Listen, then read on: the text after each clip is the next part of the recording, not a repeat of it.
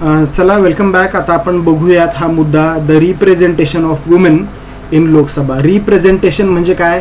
प्रतिनिधित्व. किती महिला रिप्रेझेंट करतायत लोकसभेमध्ये, किती आहेत? सगळ्यात पहिले मला तुम्ही सांगा, लोकसभेमध्ये टोटल किती जागा आहेत हे तुम्ही मला सांगा बरं. आणि राज्यसभेमध्ये किती जागा? तुम्ही याच्या आधी शिकले, 9th मध्ये शिकले, 8th मध्ये सुद्धा ते शिकलेले आहात तुम्ही. चला मला सांगा, कमेंटमध्ये मला कळवा. बघूयात तुमची रिव्हिजन, म्हणजे तुम्हाला किती आठवतंय मागचं का पुढचं पाठ आणि मागचं सपाट. हे असं नाही चालत बरं का शिक्षणामध्ये. तुम्हाला ते सगळं माहीत असलं पाहिजे. मी असं नाही म्हणत की तुम्हाला प्रत्येकच गोष्ट व्यवस्थित सांगता आली पाहिजे, असं नाही, पण एक मोठ्या मोठ्या गोष्टी तरी माहिती असल्या पाहिजे. चला बरं, लोकसभेमध्ये किती सीट्स आहेत आणि राज्यसभेमध्ये किती सीट्स आहेत मला सांगा. मी खोलात नाही विचारते, एकदम बेसिक प्रश्न विचारतोय.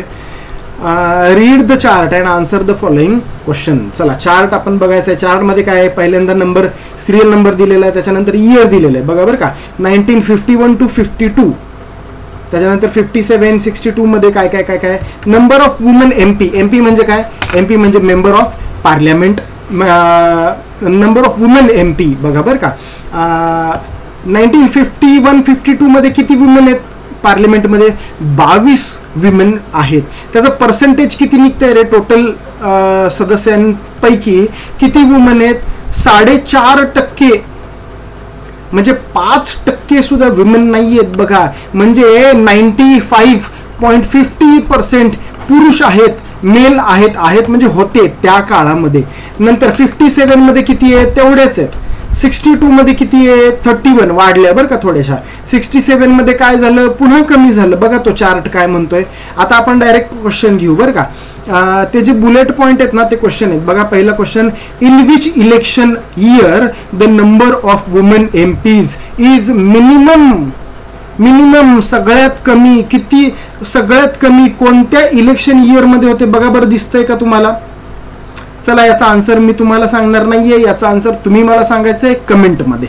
चला पुढे बघा, second bullet point, in which election year the number of women MPs is maximum.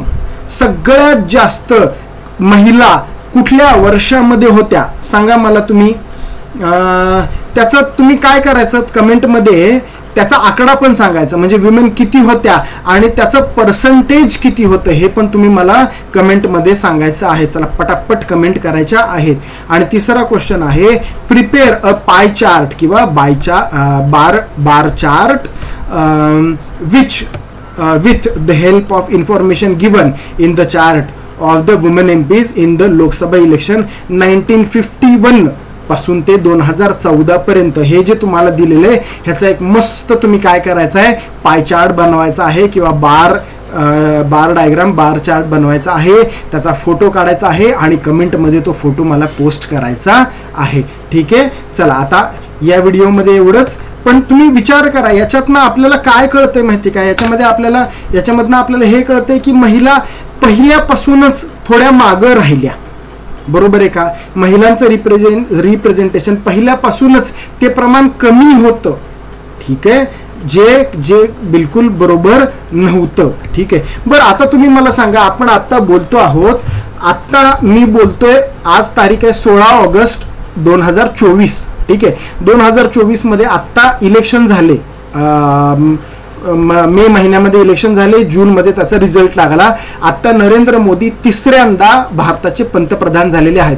आता 2024 मध्ये नंबर ऑफ वुमेन MP किती आहेत सांगा बरं. तुम्ही गुगल करा, हा व्हिडिओ पॉज करा, गुगलमध्ये जावा आणि किती महिला MP आहेत सांगा बरं. चला, आणि त्याचं पर्सेंटेज काढून सांगा बरं मला.